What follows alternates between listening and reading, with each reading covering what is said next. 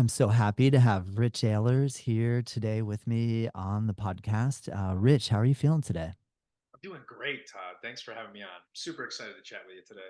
Oh, thanks so much. I had the pleasure of hosting Christian Valeriani.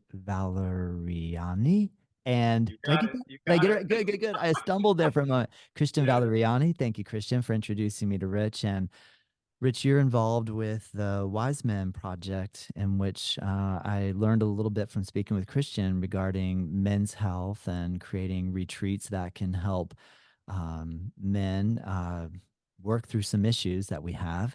And so, on that note, I just want to start off, though, first asking a few questions regarding your background and your history. Can you tell me a little bit about what type of work you've been involved in your life? Yeah. Yeah. So most of my career, actually, fun fact, I started in the music business, unrelated to what we're doing now. uh, but I started my career in the music business. But then shortly after that, I've spent roughly around 20 plus years in healthcare. So more in the conventional model, anything from acute care to cardiovascular, neurology, rare and genetic diseases. I've spent most of my career consulting in that space, and then more recently working in kind of digital interventions or wearable technology and how to move more towards a preventative model, which is like understanding what biometrics and data tell you about your health and taking more of an ownership of your health. So that's kind of like my I guess my high level of my career. Um, and and so yeah, and then so a lot of the things that I've done in my professional career, I've kind of taken into my personal career and tied it into Wise Men and tied it into the teachings that we do within that program to help other men realize that you don't need to go down the conventional route necessarily to get healthy. So Yes. Does that mean when you say you worked in, say, healthcare, was that through the avenue of becoming a medical doctor, or what type of study did you do to go down this path? yeah, so no, so I wasn't going to school to be a clinician. I was actually in the pharmaceutical business, and so I was a consultant on therapeutics in the space of multiple diseases over my career, mostly Gotcha. rare and genetic disorders. Um, so no, so it was much more of a clinical sales role than and an educational consulting role than a clinical role where I'd be treating patients. Got it. But the amount of families and people and clinicians that I've worked with and touched over the years is just extensive. So there's a lot of things that you learn within that space and understand when you're in that space. Yes. And then you're making mention, like when you say a wearable, you're talking about like if I have an Apple Watch or a Fitbit or a Garmin, and I'm able to see that my heart rate is here, my amount of sleep I got was there, and you are attempting to help us understand a way that we can now utilize that information and benefit from it. Am I right? Yeah, yeah, correct. So I actually used to work at Aura, which is one of the wearable devices, and I used to basically develop partnerships or contractual agreements to do clinical research using the rings. But to your point, yes, I think in my opinion, there's a lot of power and utility in wearing these devices for the right reasons. I don't think they should be chronic, but I think that they help you understand if you're having any symptomology. Like say you're anxious or say that you're constantly fatigued. There are a lot of things in the data that you will get from these wearables that may tell you that there are some indicators of what you're doing in your life every day that's probably contributing to that. So maybe you're not sleeping as well. Maybe you're sleeping a long amount of time, but not deep and restful. Maybe you're not moving enough. These are kinds of things that you could look at. And like I think you said before, like HRV, heart rate, respiration rate. I think one of the things, and this is stuff that we teach at the Wiseman Project, is that human beings in general are not aware of their breathing patterns. They're not aware of when they're actually really stressing their bodies because I think we've become so immune to like this is normal. So the devices will help tell you or give you some insight to like, whoa, wait a minute, like I was actually stressed for a long period of time there and I wasn't exercising and I wasn't doing something that was physical. It was more of a mental, Mm, physiological thing that has mm. impacted. That is so interesting because that's interesting because when I have a Garmin watch and I had a moment the other day where it said you're under unusual levels of stress. Do you want to take a couple breaths? And when I actually try to check in to feel like, am I even stressed right now? Why is it saying that? I didn't Okay. even know that. And I almost at first thought, oh, this thing must be broken, like but it's Yeah. interesting to think about that on the level of, maybe I don't even know that I'm stressed out, or I'm not even aware that I'm experiencing stress, and that this other element through heart rate might be able to pick that up. What have you noticed with that when in wearing one? Have you ever had that similar alert? Yeah. So I have in the past. I think the one thing I'll say is like take things from a wearable as a grain of salt because they're not diagnostic tools and they're not super accurate all the time. There are definitely some anomalies that can happen in wearable devices. But to your point, they tend to start to learn you as a user, and then they know when things start to pop up as issues, and they'll give you a signal. Um, so yeah, so I think like to your point that there are times where we may not know, but our biometrics or our physiological responses are happening autonomously because we don't pay attention to them. And there could be an erratic heart rate that's suggesting that you're stressed. Now, you could be just sitting here with me right now, but if your mind is going somewhere else, it just by the thought alone, you could be creating stress at the cellular level that's going to cause a cascade to your heart. Maybe you're sweating. There could be something that's happening in the Mm, background, and mhm. so these wearable devices can tend to pick up on that or irregularities, and then you get prompted, from Yeah, that. that is interesting. What do Yeah. you think in relation to I don't know how much when you were growing up, people how much they did or did not say to you your thoughts mattered, but I feel like personally there was a shift where I started to think or realize, whoa, my thinking does matter, does have an effect. What is your understanding of the role of thoughts and our biology? I love this question. I mean, Uh, it's a fairly yeah. big So question, I guess. no, Yeah, yeah. yeah. So like same thing. I mean, I grew up as a was born in the late '70s, grew up as an '80s kid. These things weren't talked about, and when people did bring them up, like, oh, you should breathe, people thought you were weird when you would say stuff like that. Like it wasn't a normal common thread. Um, the funny thing is, to your point, fast forward, I started to realize about a decade ago, oh my gosh, this is what they meant. This is actually real science. But back then, there was not enough data to quantify what people were talking about. And I'm talking about the yogis or the recovering. These are the people that were in these sectors that were doing this work. And it was not being, I guess, mainstream accepted.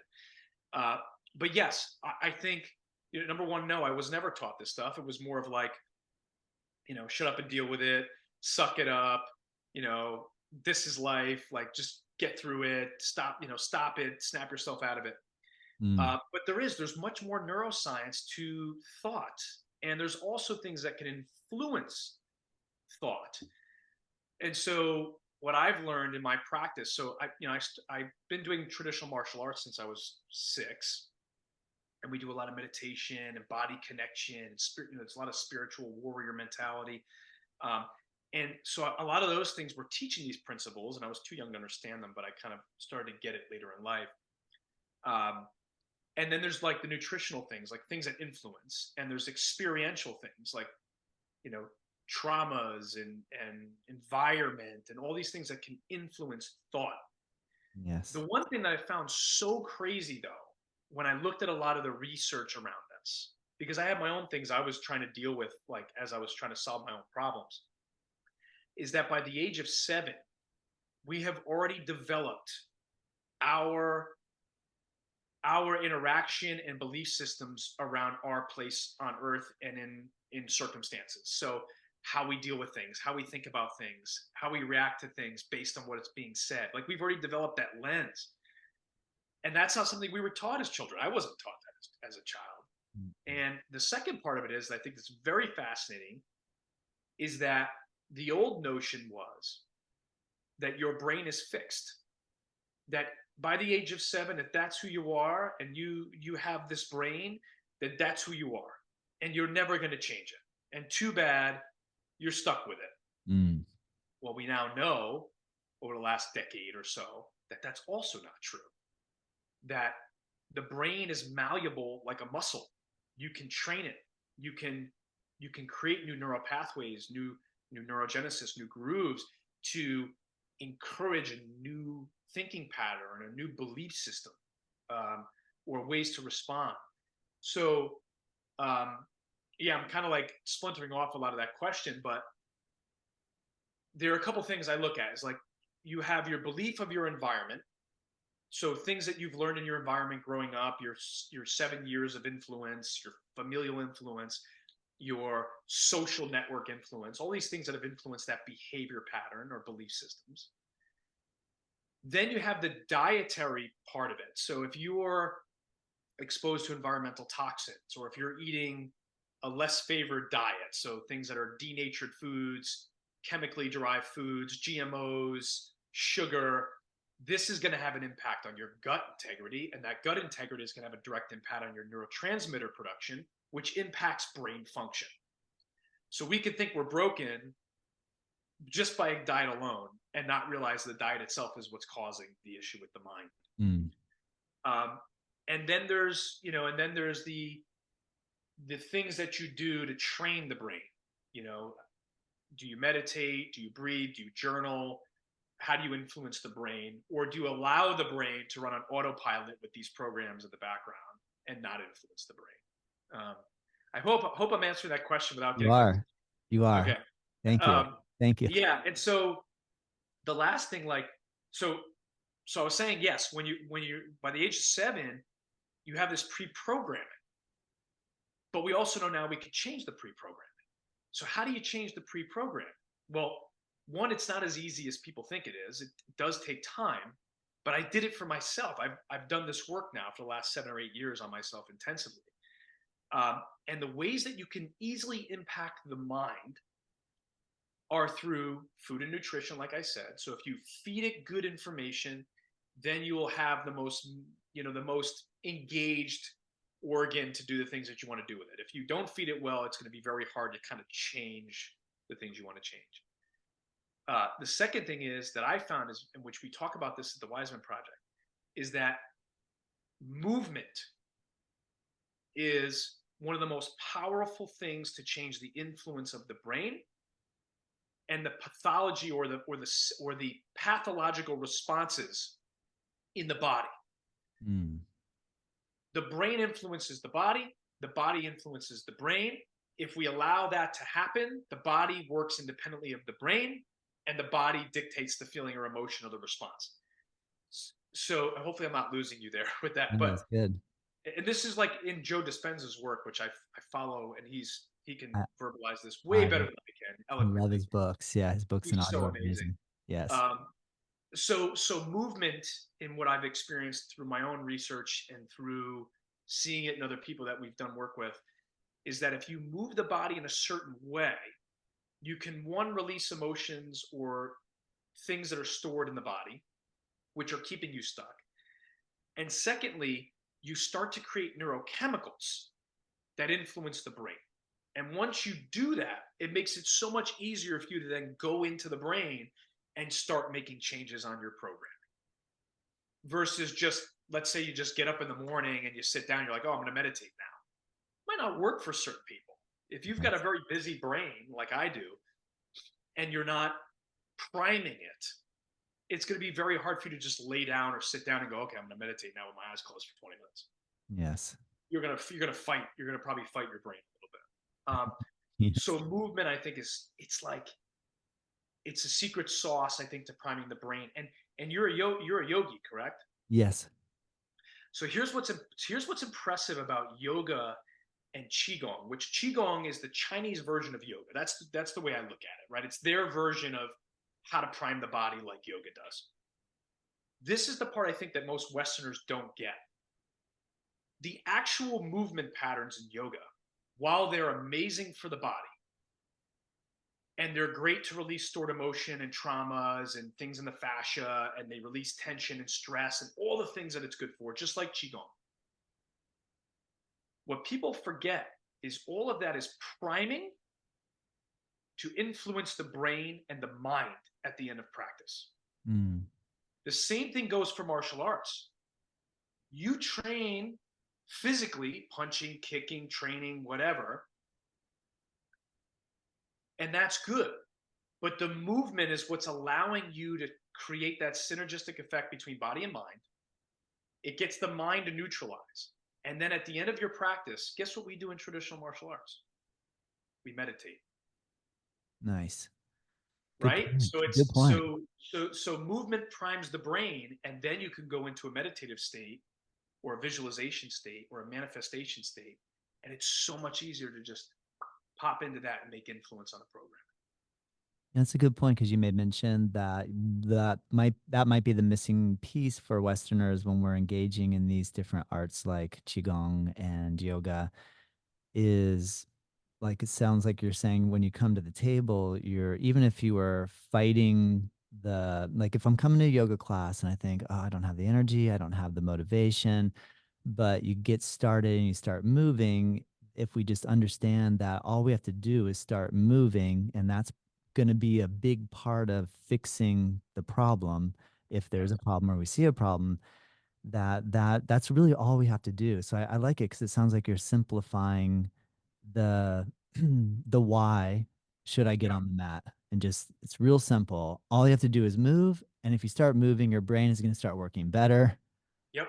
In addition to the things you made mention, like feed yourself well, drink plenty of water, set yourself up for success there.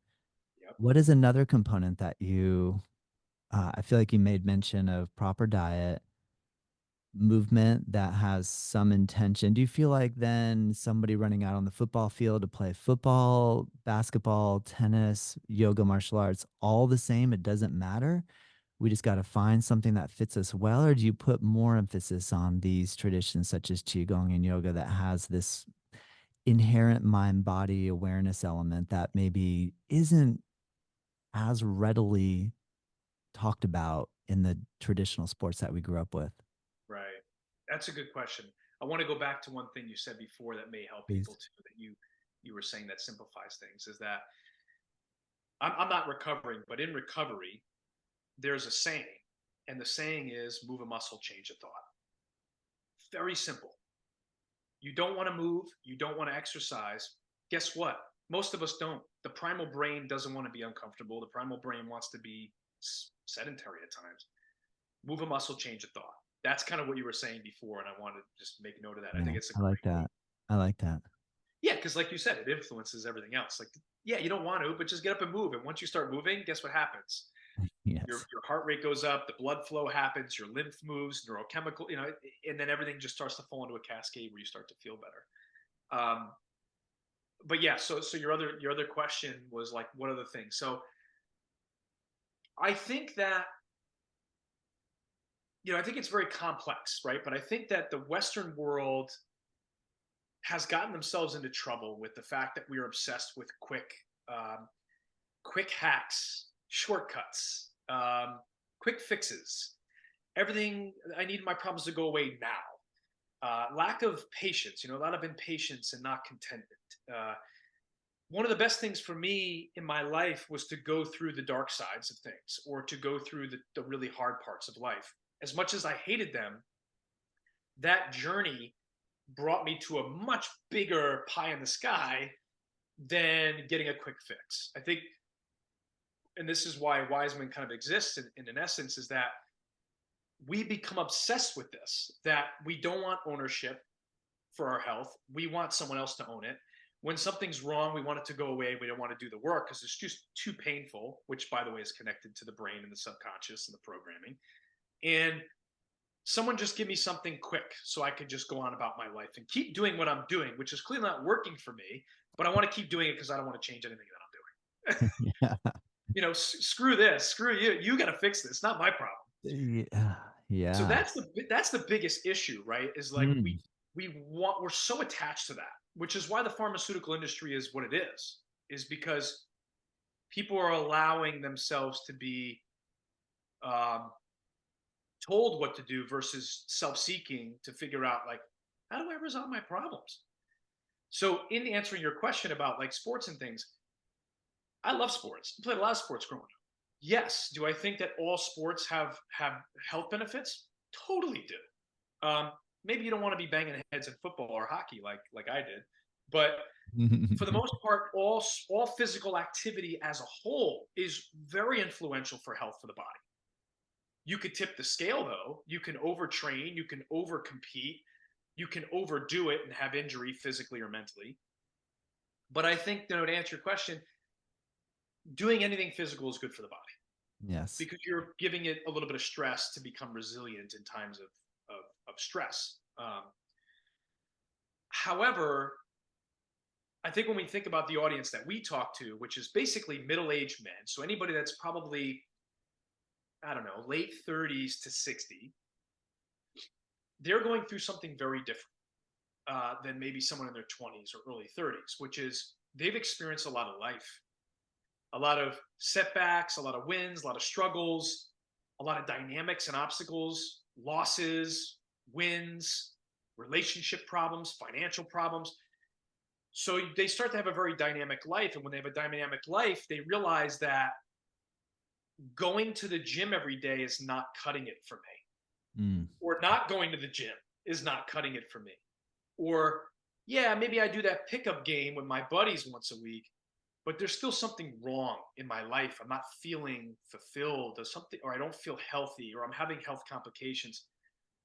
And so things like yoga and qigong, while they're not as adapted by the male population, there are hundreds and hundreds of studies that prove that it helps with depression and anxiety, even as equivalent to a therapeutic.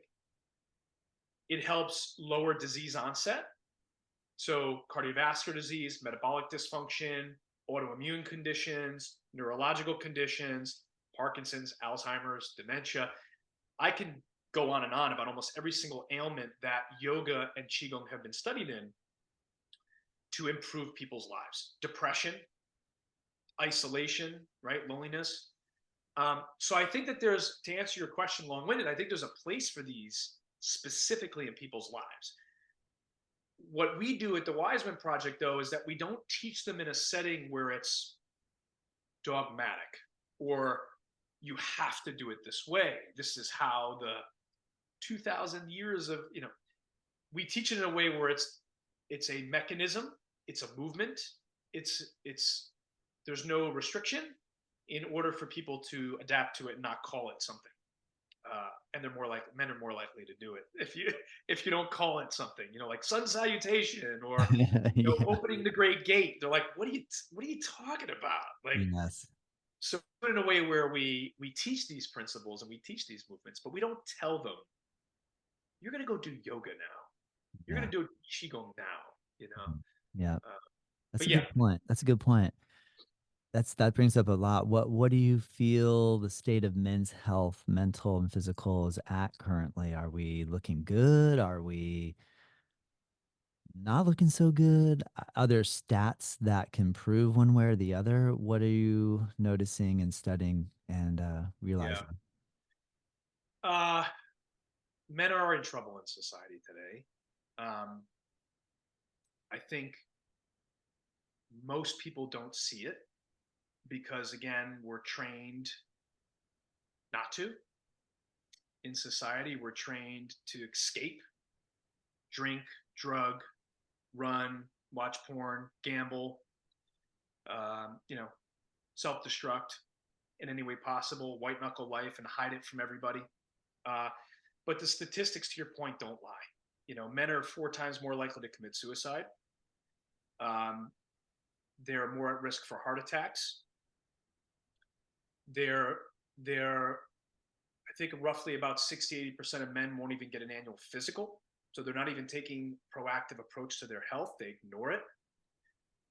Um, they're more likely to have addictions, alcohol and drug use, mental health issues such as depression and anxiety. So there are just massive stats on this. And I think the problem lies in kind of what you and I were talking about in the very beginning, which is societal influence of how you are supposed to be as a man in society. Don't talk about it.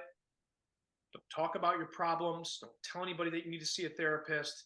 Don't tell anybody that you have problems. Shove it down, shut up, and go to work. Go do what you're supposed to do. Be a man, be a tough guy. Yes. The alpha bullshit, excuse my language, is the Mhm. exact reason why men are in trouble. Because we think as a society, we've been taught if I act tough, I am tough. If I put on this show, everything will just go away. Not true. My great grandfather was an alcoholic. He was a two-time, he was a POW of World War II, well decorated, massive alcoholic, because guess what? He was never taught to deal with the problems or the trauma. So he died of cancer from alcoholism. I can tell you that right now. Yes. And there's many other people in the lines of our families that have gone through this because that's what men were taught. And so now today, because of this, men are in trouble. No drug, no alcohol, no escape is going to save you. The only one that's going to save you, or the only thing that's going to save you, is you.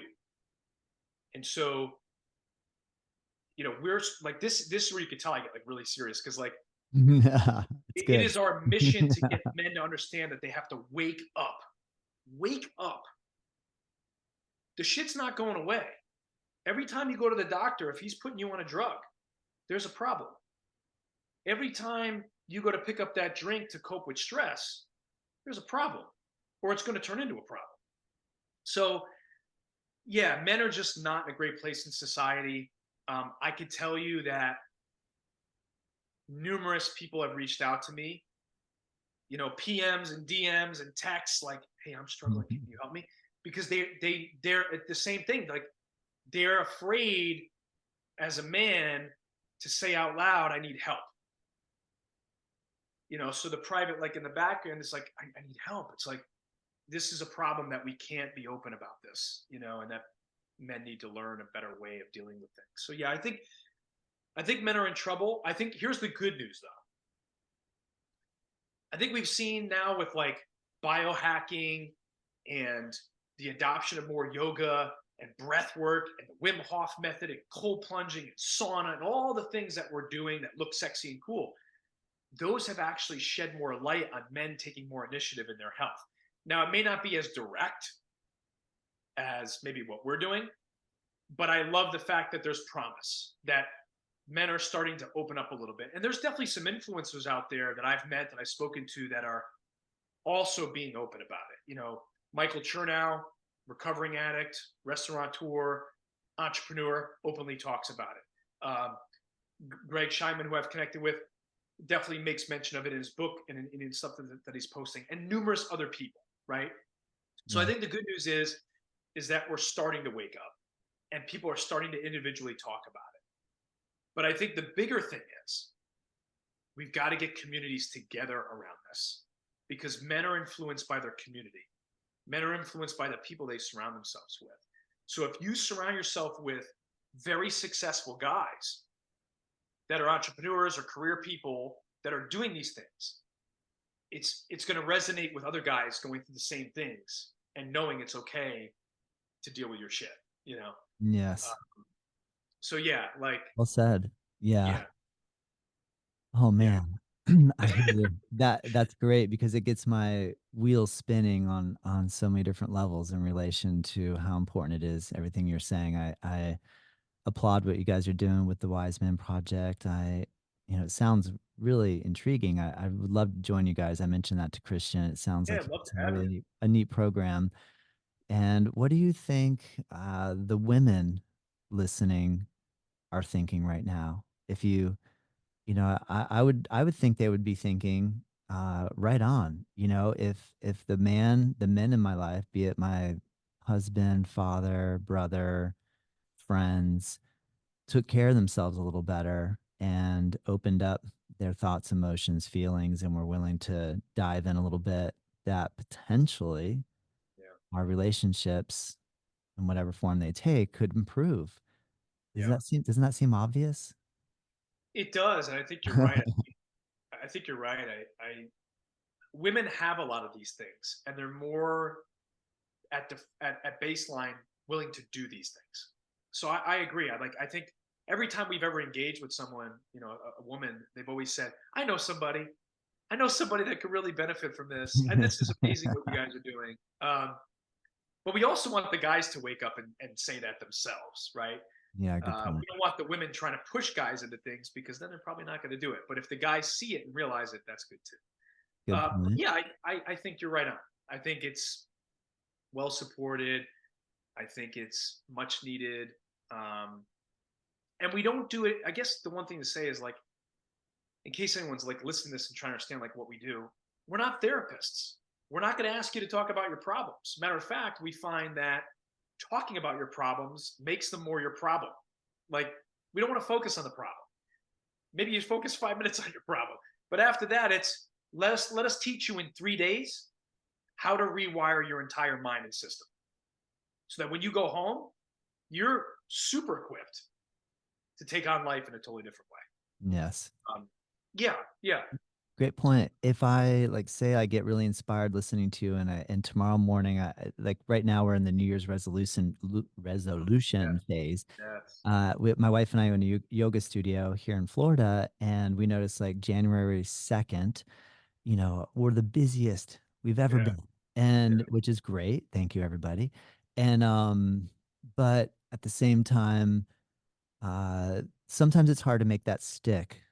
And the excitement is real in the beginning, and then, like you said, the hard work kicks in.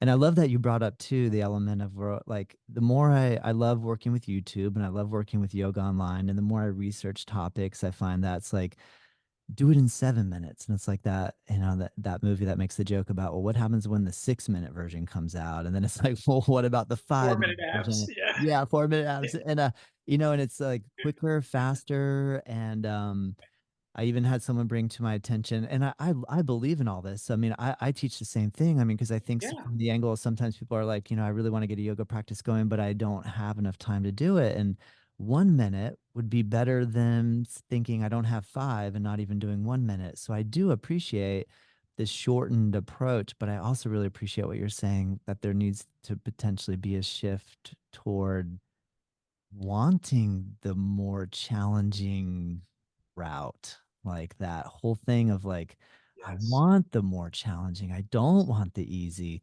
yes, So if I wake up tomorrow and I'm like, all right, I listened to Rich, I want to take this seriously, and I would like to rewire my neuroplasticity.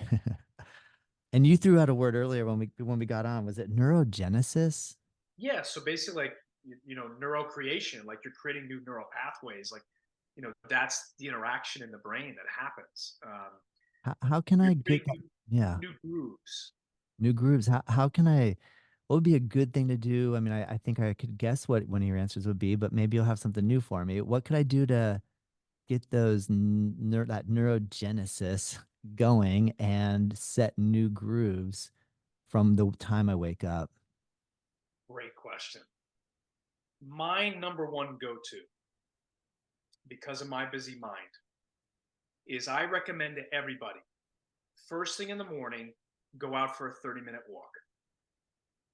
It Right. doesn't involve you to go hard. You don't need to have, you don't have to be cardiac, you don't have to worry about any, Yes. heavy cardio or like being in shape. We're primarily meant to walk. Go out for a 30-minute walk. Don't take your phone. Don't put your headphones in. Mm, Walk.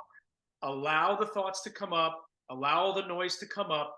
You will find after about 10, 15 minutes, you will get mental clarity. And in those moments when you get mental clarity, you're going to start to notice that your brain's going to get creative, and it's going to start to think about things that you want to do, whether it's write that book or start that exercise program or reach out to that friend or do that hobby that you want to do.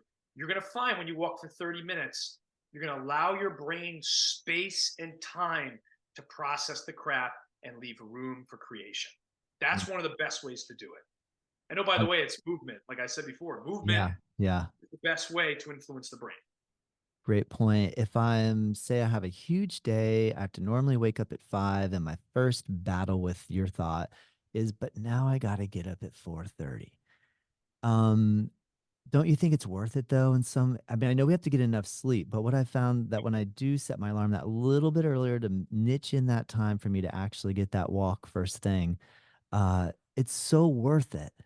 Even though Yeah. I'd be worried like, oh my gosh, I'm gonna be so tired by 5 p.m. in the afternoon. Like I should probably sleep in and like Right. I mean, that time I, management element is so intense yeah. right now, isn't it? Like I know. Yeah. Like, yeah, to your point, I would say this because I'm not even a morning guy. Like, I get up at like around 6:30, but like, I'm not a morning guy. Yes.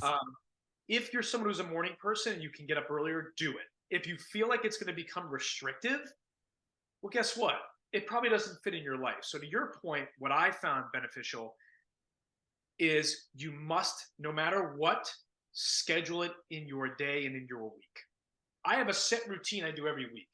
So Mm, I know Monday, Wednesday, Friday is my gym days. Tuesday, Thursday, Tuesday, Thursday is my walking days, at least baseline. And then if I want to change it, I change it. But have a structure in your day.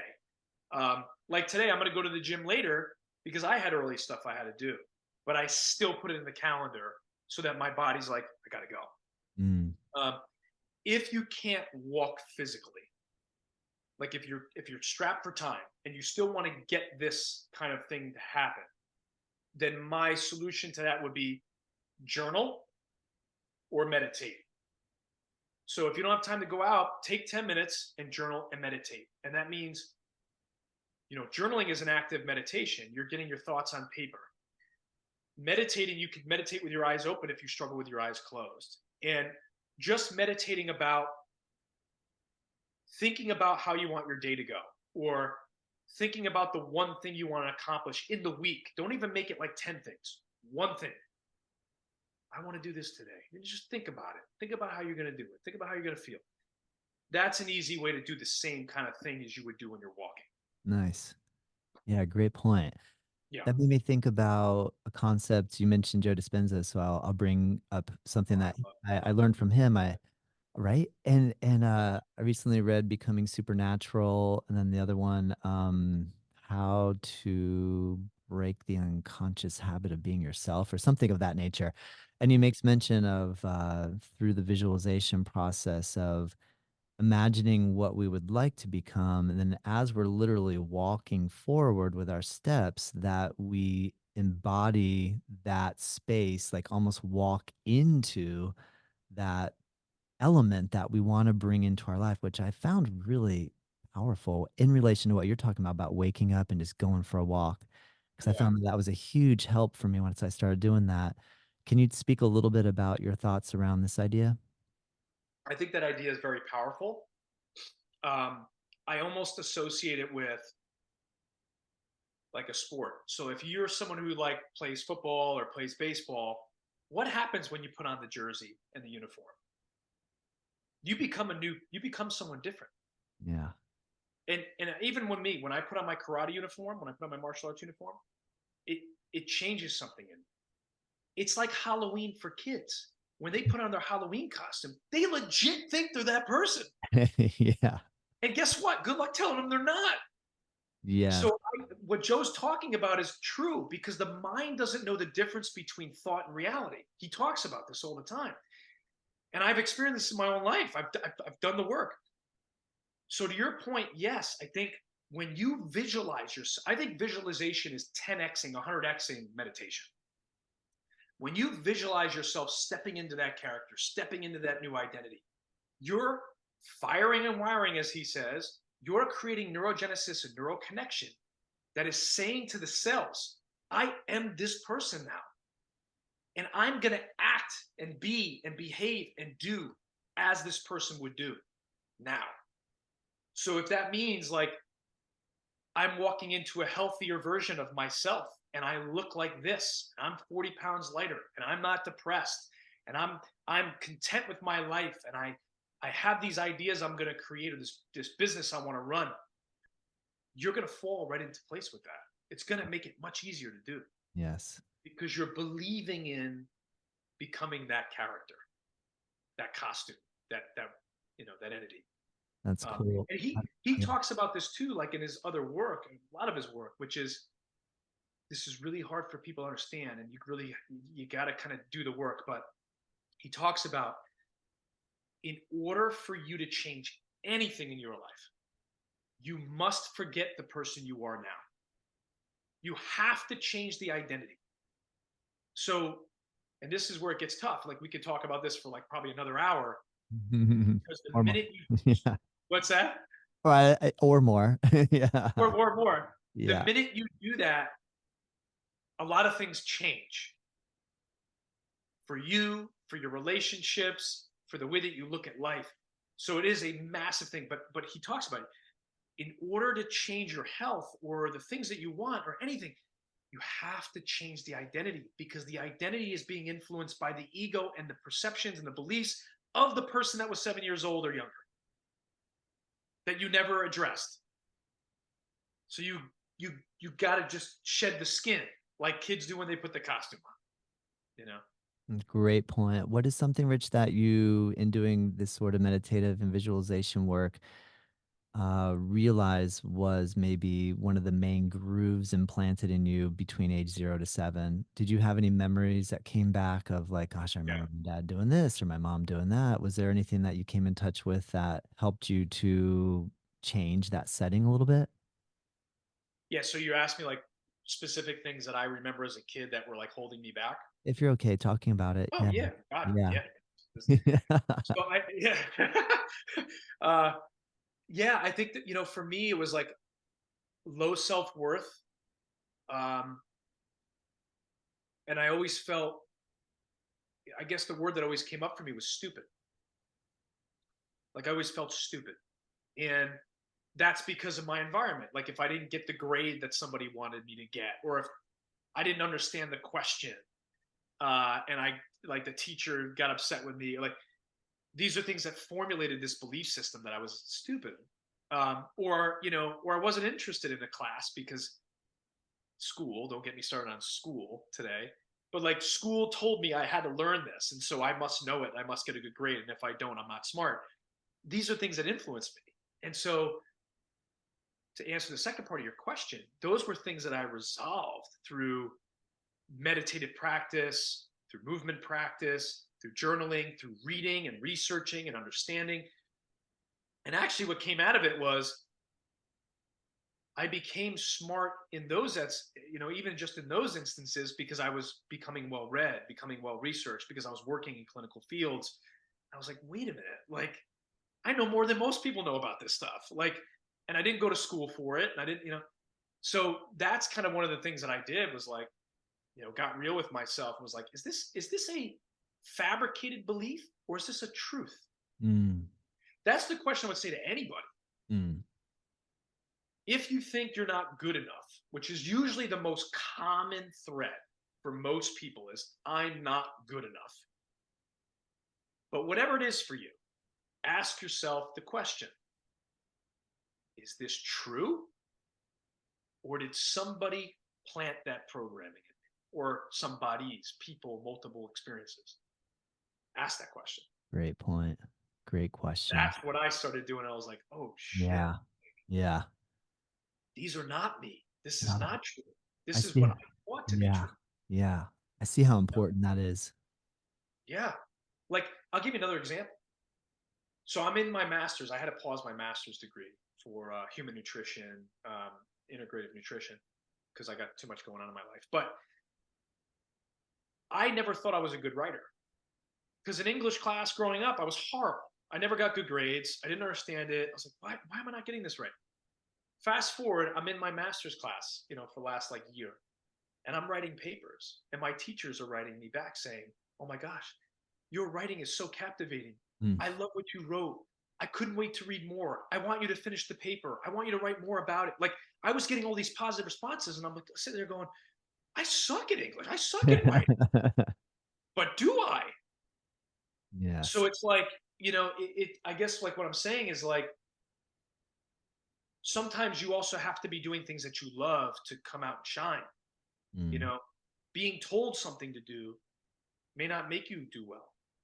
But if you believe and love something and it's within something you're interested in, Watch what happens. You'll do whatever it takes, you know? Yeah. Uh, so anyway, so it's just like, again, like it's question your beliefs, question what you think is true or not true. And those are generally the things that hold people back from a relationship, from financial gain, from wealth and abundance outside of money, success, whatever. It's the belief systems. Great point, Rich. You made mention that you work with the Wise Men Project. When is the next event happening? If anybody listening was wanting to meet with you guys. Yeah. So the next event is June 6th through the 9th this year. It's going to be in the Poconos area of PA. So very accessible from anybody in the tri-state. But we also have people fly in for these events from cross country. So don't let it be a limit to you. Um, 3 days deep dive. I can tell you it's a tremendous experience. Probably sounds biased from me. But like I said, in 3 days, we reset your life. You reset your life. We teach you how to do it, but you do it. So that's our next event.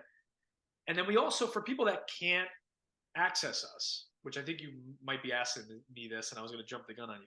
But No, for people please. that can't access us at the retreats, we do offer lifestyle coaching remotely, so you can sign up to work with us remote one-on-one, or you can follow our content by signing up for our newsletter on our website. Go to our YouTube channel, which we started putting some content up there to teach people certain things and things that we've learned in our life. So there's multiple ways that you can engage us if you can't go to a retreat, but the retreat is really where you see the magic happen. That sounds so cool. Thanks for sharing that. If you visualize where your project is headed, and you can go big, like you can make a bold dream here, what would you like to see? What would you what is your goal and dream with this project? So I've always said that I want to impact, or we want to impact, as wise men, 1 million lives, and for the better.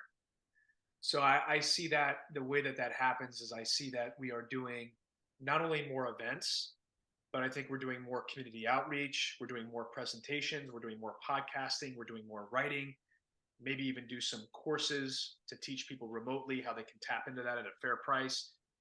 Um, and then I also see in the very big future, which we've discussed, is eventually creating a retreat center for wise men. So a place where Nice. you can go to constantly refill your cup, empty and refill your cup, so you can go back to life the way that you want to feel and be.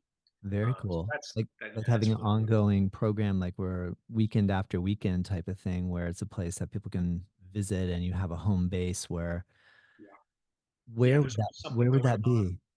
Where would What's that that? be? Where is that place? Like in in your Oh, like in my dream? mind, Yeah. I think it would be in the tri-state area just because of Uh-huh. like where we live Uh-huh. and Yeah. accessibility for us. Yeah. Maybe it's upstate New York, or Vermont, or or Western Jersey. But that would be, a place I think would be accessible for us to get to, and for us to be a part of it. You know, Where are you located? I'm in New Jersey. I'm not too far from Christian, actually. I'm like Nice. How 30 far minutes, how far from the beach are you? 20 minutes. Did you see that 30-foot swell you guys had? I saw a picture of it. I was like, oh my god!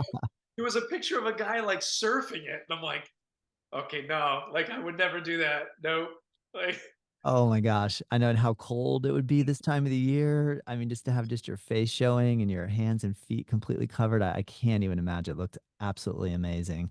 those I know guys are. at the same time, I brought this up with someone recently that came down from Jersey, and I said, "Did you see that swell?" And they go, "Oh, in California." I'm like, "No, actually, Jersey just had their biggest swell in 30 years. At the same time, they had that massive one over out in like Ventura, Northern and Southern California got Yeah, completely hit."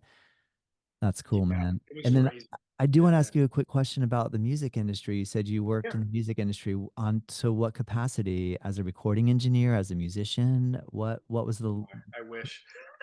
No, I was a designer.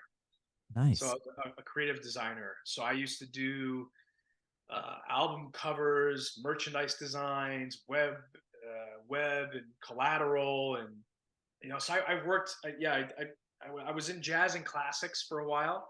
So I worked Cool. at Angel Blue Note Records under Capitol, and then I was at Wind Up, which is no longer around, but they were under. they were independent, but they had like Creed, Evanescence, Drowning Pool, like a lot of these big indie rock bands. So I ended up working with a lot of those artists as well, and then I did some Marvel stuff. But really cool experience. Like, I got to do some really cool stuff in my time there.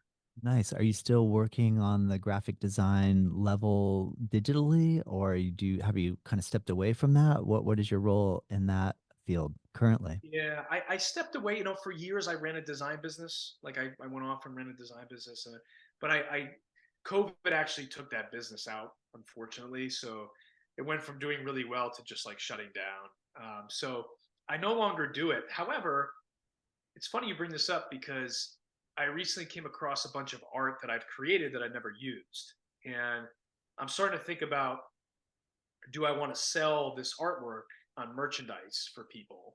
Um, so that's something I'm kind of toying with. Is like, Nice. it's a creative outlet. Maybe I'll sell some of it on merch. I don't know. Very cool. Yeah, That's awesome, man. It's cool how you're able to blend these different life skills over a long trajectory into this passion that you have for helping individuals, helping others find a little bit of peace and a little more happiness. Uh, Lately, I know we have just a few more minutes, so I don't want to take you down too winding a track, but lately, what are some of the conversations you're hearing from people that you're speaking with? Do you feel like we're at an ultra high stress level? Do you feel like we're coming into a little bit of a golden era? What is the overall prevalent vibe that you're experiencing?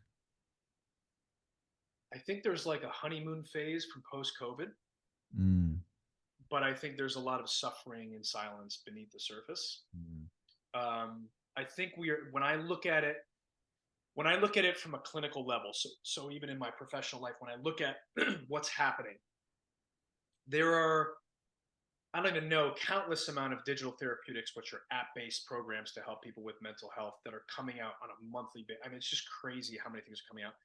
The pharmaceutical industry is working towards a lot more mental health direction, as well as using digital therapeutics to intervene as an intervention.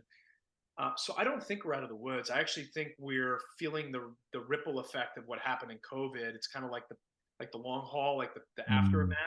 mm. Yeah. I think that's what we're seeing, unfortunately. And so you're seeing people, I think, kind of go like, oh, like that's over. But now they have all these habits they've created because of the coping mechanisms, Mm, and yeah. those are now compounding into health issues. And yeah, so I'd Good love to insight. believe that we're in a great place. I actually think we're not, Yeah. Yeah. as a society, and I think men Yeah. in general are definitely feeling it. You know, Yeah, man. I hear you on that.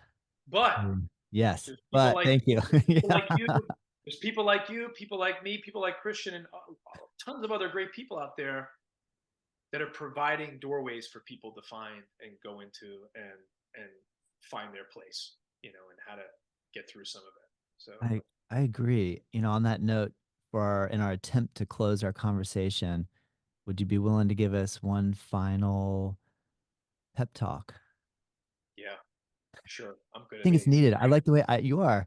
I like that you're passionate about this, and I super feel like passionate. I've suffered with depression. I've gone through some really deep, dark holes in my life. I've been able to pull out of it. I'm very thankful I didn't give up, and I'm still here and actually feeling fairly confident that life is really worth living. Actually, beyond just Yeah, fairly confident, I'm very confident that life is great if we just do some of the hard work. So I'd love to just hear. I can always handle a good pep talk, to be honest. yeah, yeah. Here's my long and short. I'm living proof. You're living proof that you can do something and change your life. I went through the same things you went through in different instances of my life. I got myself off of pharmaceuticals, albeit I wasn't on a lot of them, but I definitely changed a lot of things about my health based on these practices. Simple practices: movement, nutrition, sleep, stress management, relationships. There's never a bad time to start something in your life. Don't wait till the new year. Don't wait till catastrophe happens, because generally that's when it's too late. You like, if anything, I think what I want people to know is that you within you have the power to change anything that you want in your life. If you created it, you can undo it. And no human being is better than another human being. No human being was born with more of something than another. We all come in with nothing, we leave with nothing. So if someone else can do it, so can you. If you're going through depression or you have a disease or you have loss, to your point, like you said, Todd, like you will get through it. Take that as a learning point. Go through the darkness. What is it trying to tell you? Because on the other side of that is the superpower, your superpower. There's always a reason for that journey. It's not for not, you know. So that's my diatribe. But I everybody has the power to change their life. Yes. You gotta want it. You gotta want it so freaking bad that it's all you think about. Oh man. Thank you so much for Thank you, man. I'm gonna Listen, t that feels good. I always appreciate that. I like being reminded. likewise. I mean, that's why I Mhm. tap into Yeah, podcasts and I tap and I yeah, read books. And your mind, your mind can slip on you when you, even the people that are the most trained in mhm. consciousness, the mind can slip. And if you let it slip without you checking it, you can end up there. Yes, yes. You know, Yep, people ask me this. Actually, I want to say this before I go, and I know I'm kind of running late, but you're okay. people ask me. They say, "How are you so disciplined? How are you able to get up and do these things all the time? How do you stay on diet? How do you?" Because my life depends on it, and the people that depend on me depend on it. That's it. That's If it. you know that, if you know your life depends on it, you will do it. Yes. I love it. I love it. Thank you, Simple. Rich. Thank you Thank so you. much. Yeah, Thank man. you. I can't wait to meet you guys in person. I'm gonna make a wise men journey here soon. Come on out, man. Love to have you. Love to have you. Thank you for this. This was a great chat. Love to do it again. We will. Thank you so much. I wish you the best, and I can't wait to meet up with you again. Thanks, Todd. Happy New Year, man. Happy, Thank you healthy. Good so luck to much. you. Thanks for doing what you're doing. No, Thanks for man. sharing all the stuff that you're sharing. I'd love to visit you one day too. Thank you. I'll be in touch. Thanks, Todd. Take care. Thanks, man. Take care.